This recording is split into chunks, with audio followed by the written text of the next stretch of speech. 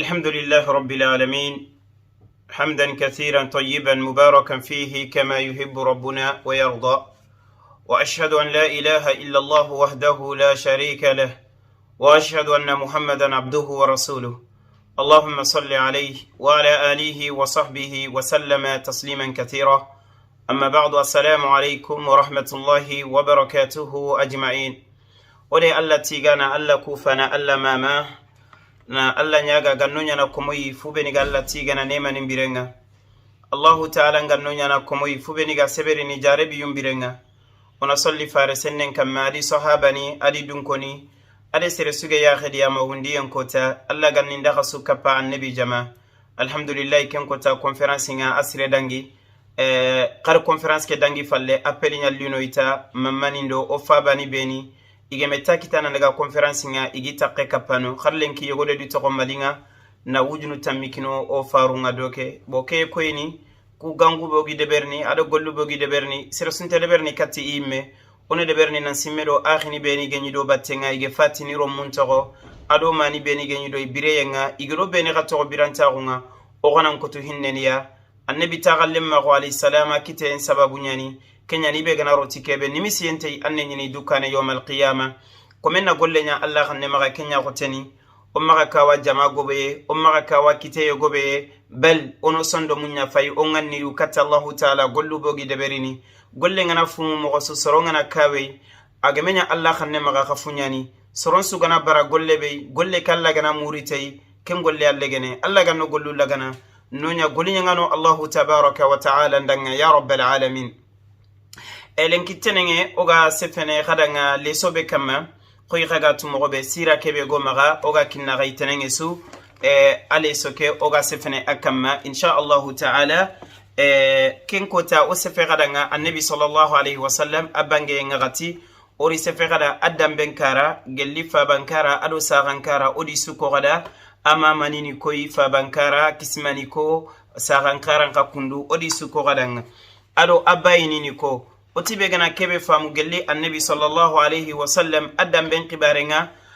angana duri silama gunnogo ansara non silama gu anga khini silama gu alla de khairi nyanda alla de khairi khore nyanda nata alhamdulillah bawna angana annabi sallallahu alaihi wasallam angana fabatu gunni kufai afaba de fubeni ga fabe ma de fubeni ga sare fabe imme angani fay soro kebiani ange walla soro fil kunyan silama gu kengeni abbasi ali hamza radiyallahu anhuma kunyan silamagu aywa janka silamagu alla gana anya serebeda alla tiga aganya nanti quraishi ganka ku ganni madambe kara ganni anabi fabatu kunni kusinyo kabana silamagu ngede fubeni nyino angana abayini ku gafay gadi bayini kunu kiregiyai sikka gante bayebe silamagu kenni safiya ya kempalle nagatoke sikkangi kun silamagu walma sikkanne fillo gadi atika ade arwa silamagu kamma yogonati arwa silamagu alla komo kesuni na koy nanti janka dina ke alla gana nyanganda alla da suwa kinanga kenya ninga kongo biresu angana perdi duna fofo nan perdi duna moment suwa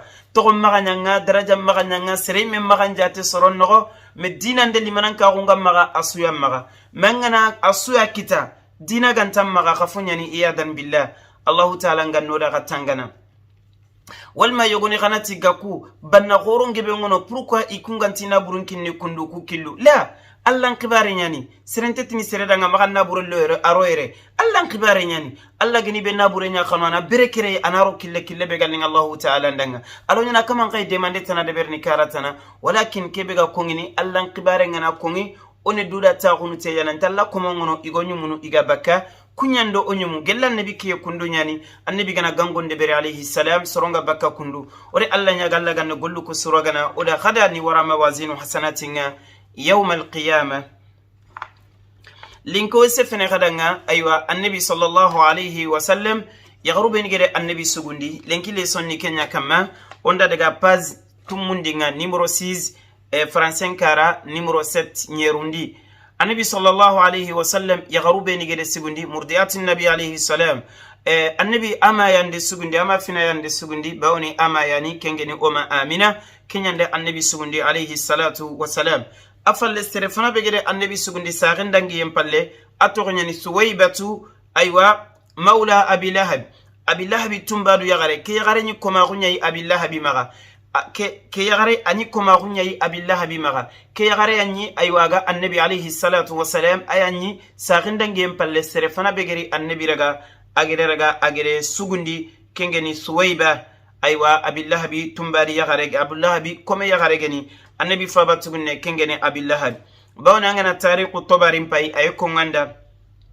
nanti sere fana begere annabi sugundi alayhi salatu wassalam kenni suwayba ada annabi sugundi remme go nyamaga aremme ke ga khili masruh ani aremme kembere khatinga suwayba kombonga lemme nga maga ilindin jagunga ga sugundi ndende berini masruh ke ada annabi qasugundi kemureni annabi akhinyani masruh ya sugundi ndendimma annabi de suwayba asugay sari aywa halima agatelle halima nimbange suwayba saraga annabi sugundini ada annabi faba tugunne sugundi kengene Hamza bun Abdul Muttalib annabi faba tugunna annabi faba de Hamza sune fabiyai Hamza ga tugunne asugi ke suwayba magagadi Allah komo kengureni Hamza do annabi alayhi salatu wassalam afaba tugunne ni yani kendangi empalle annabi faba de Hamza sune fabiya kendangi empalle annabi akhinyane Hamza yigadi sugundi ndenkara bawni sugundunden naqu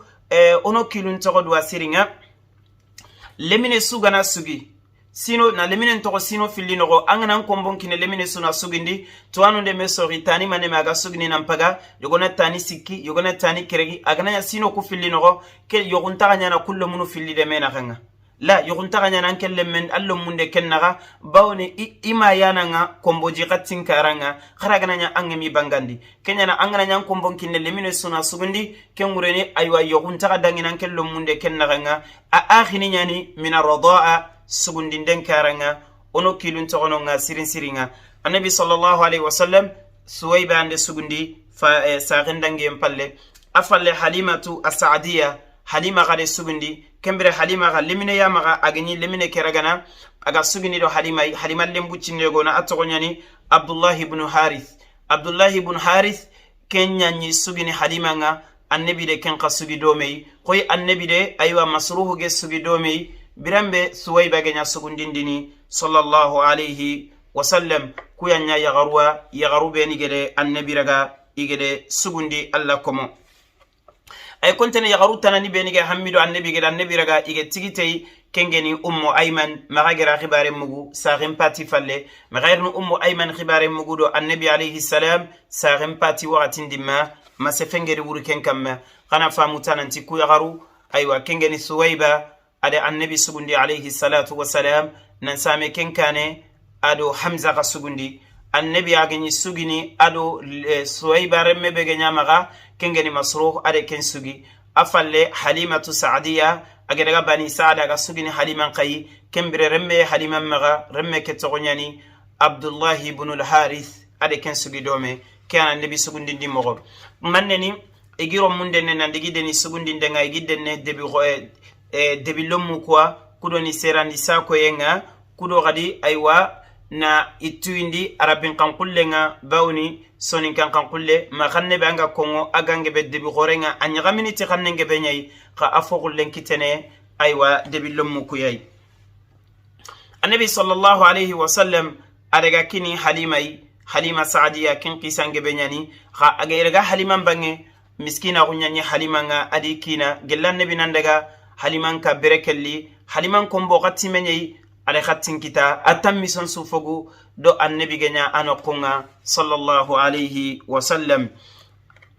aywa onari katti ga sugundi ndem palle annabi ga haliman bange sugundi ndenga iri annabi raga igede opere annabi sallallahu alayhi wasallam ado aywa haliman lemme ige bogu iga nagani ni gunnenga dimmabe iga haliman intammi sollagana igi nagani ni sorofi liri katiya na annabi raga alayhi salatu wassalam haliman lemme ke muku ay fayni ide annabi sogondi alayhi salam na gijimme keraga na opere na gijimme keraga na bogo haliman lemme de du togono qulate agi fayni biramba gede wori nantide annabi alayhi salam ida gijimme keraga na abogo na sondome keraga na labandi kebe gene hasida hunga na kunsu bogo annabi alayhi salatu wassalam na nyille seberi yenyana annabi fosugana kongi fosugana nyangada aga wutu wallahu ta'ala ngeti alam nashrah laka sadrak ووضعنا عنك وزرك الذي أنقض ظهرك halima lemme ke togo fayni aya xinga iga annabi gijimme ke bogono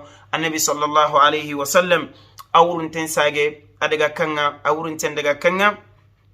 nan daga da mogon ko halima ndanga iri annabi sallallahu alayhi wa sallam ida ni malaikan nuku isage idaga ida annabi khiri na annabi raga na melindi dua ikonu wandiram menyani a khalifan tongoy ago maga kela halai ay wana nyilletini khadi ke jarebi yande kita o maganonga igere opere ikun konu siringa nondeno ili topuni litanga ida annabi wuti daga kine ay wasaranonga nanti khada khare mekeraga amma problem maga kita o maga yere bawni de raga gunne nyai na a opere na kela hala nyenge aywa annabi winga kati aywa sino keregi me kella hala ide sagandi masino nagati defo ide ga kine saginga afalle annabi sallallahu alayhi wa sallam ama kengene amina ada annabi raga ada kilun tagundi ade togode dua mabirambe annabi sallallahu alayhi wa sallam aga kinyene aywa ade waratelle katti halima ngadi na sababu nya annabi kilun tagu kada ga kilun tagundi kelimine khibaru kawafini nyani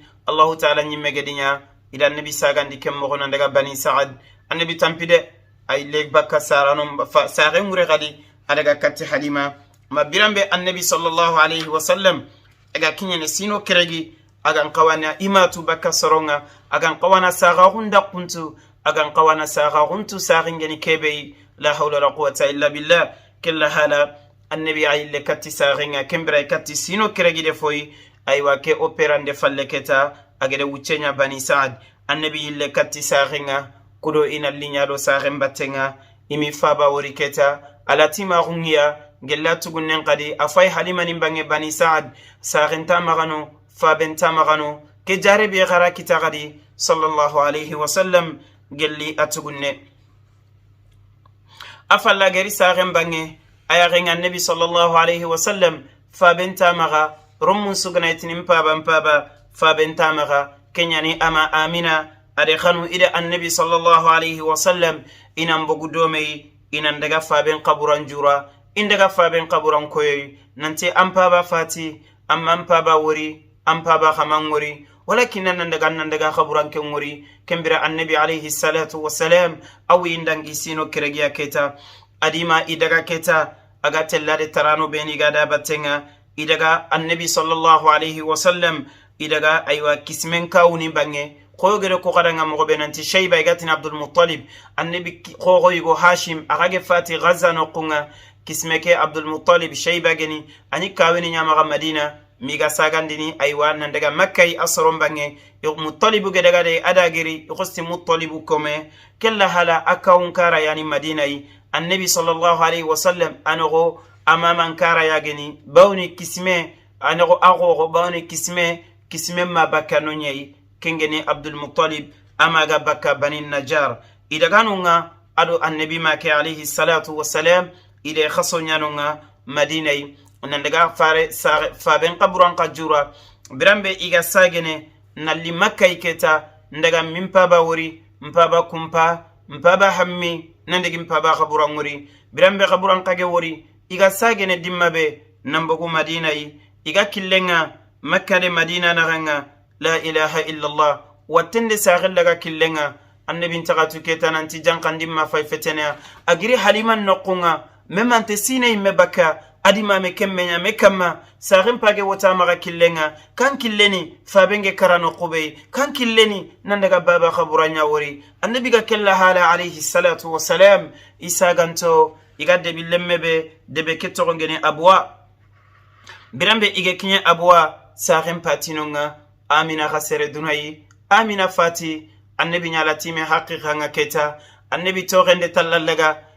ndaga begim pa ba khaburanyai oga kinkille o saganto magaraga awoti killenga mayille fatini annabi sallallahu alayhi wa sallam ide saare ke bulu killenga kende billemme abwa annabi togiyala time saare annabi togiyala time fabe nani annabi wiyinga kembire annabi wiyinga sino tumino gonga sallallahu alayhi wa sallam hinne yampai aga perdini isara non pilliswa afay killenya agarini makka agnaro makka keta saaren taga makkai faben taga makkai annabi alayhi salatu wassalam kan allah ta'ala ngetada alam yajidka yatima annabi ketim manya latima nyai fa'awa najatigira kinanga mana tagu dingira kinanga mana soronya igarandema Allah komo ummata rasulillah ka annabi nyimmen bire mo gonya fayke gelli gella gante fobaka gella tugunne alayhi salatu wassalam adi masereme kunnenga adi masereme killenga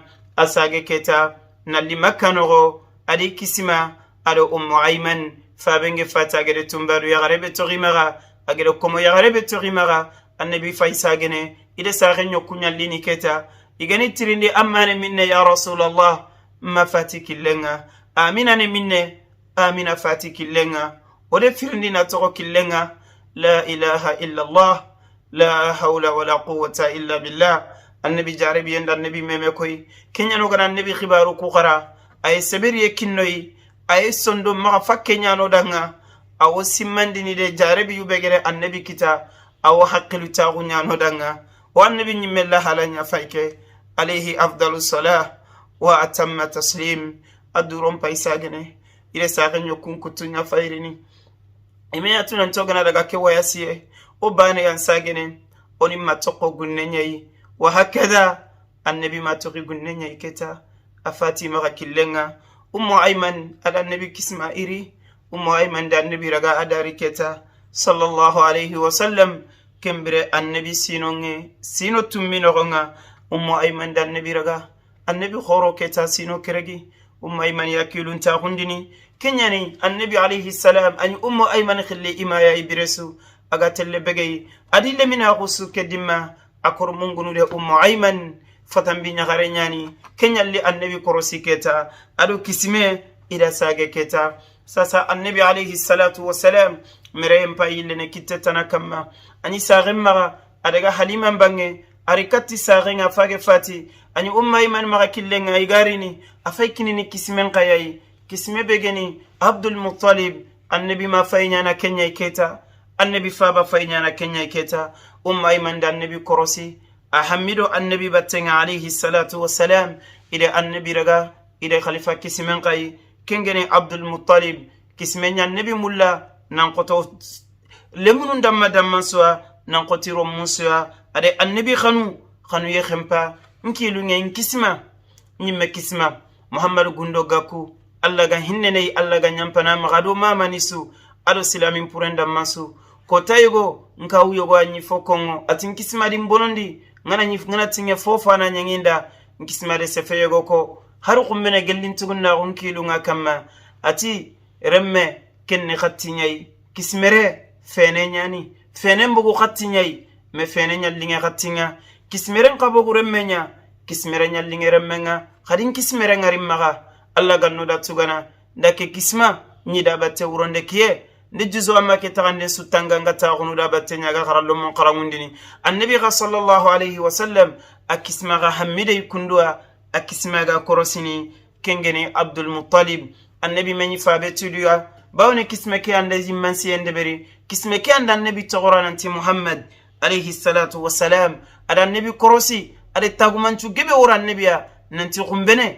kerninya yugonye anya annabi doron ta gusu khempa kha ado annabi me wuti me kam maketa kismen kagade annabi raga birambe annabi sino fillita de kenya nya dome annabi ga jofene sino segia annabi kismen qafata annabi tori la ilaha illa allah kismen pati annabi tori sari kismen ga fatini ade ser xamnu yogo kin annabi khibarenga ade ko alifa badanga ade digangebe ko teneliye le sonni kenya alifaba kada annabi raga kammo annabi geni alifaba bangi ali ibn abi talib faba kengeni abu talib annabi gede ga kenkanga annabi nyakalla hala annabi de manne khade berinonga annabi sallallahu alayhi wasallam ade manne gollu de beri biramba ge kine faba tugunne biramba ge sobi keta nanti jarabi ngin kamma mafati mpaba fati nkisma fati ifa walla katti faba tugunne nya miskina nya ni senta danga ken qadira ga kammo sari kismenga kalla ade kan sere gannu kine fabatugne kenanta annabi raga Allah gana dunge teneli okhrolli kempai fi goro nyandangi annabi alayhi salam annabi daga falle fabatugne keka ade mandu gollu joppage de beri khairna mugu onda annabi histoire qara ane sondo munya khawondini ane dunatu bakoya aga annabi khanu yentallallo noy anunya seberano ona kota annabi présente na ñiye ñaxin kamma wa sallallahu ala muhammad wa alihi wa sahbihi wa sallam.